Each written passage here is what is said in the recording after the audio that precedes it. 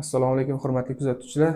Mana ro'paraso 2 oy avval bu qizchamizni quloq va burunlarini operatsiya qilganmiz.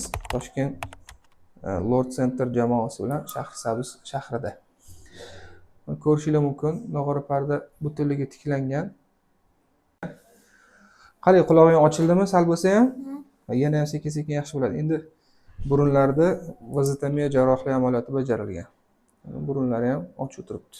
Tomonlarigacha bemalol, ko'rkalari ham ketgan, hammasi yaxshi. Juda ideal darajada. Assalomu alaykum. Biz 2 oy oldin qizimni burun va qulog'ini operatsiya qildirgan Chilonzor medga kelgandik. Undan oldin o'zlashtirish xususida, keyin gapirishlarida nuqson bor ozroq o'zimga sezilardi. Hozir yaxshi, Xudoga shukr. Burni bitib qolardi ko'pincha. Yanvar oyida ham adenoid oldirganmiz.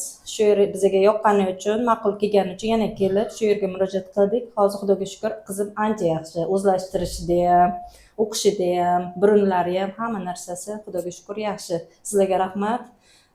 Sog' bo'linglar. Bizni kuzatishda davom eting. Kimda quloqda, tomoqda, burunda kasalliklar bo'ladigan bo'lsa, bizga murojaat qilishingiz mumkin va biz yordam berishdan mamnunmiz. Hammaga rahmat.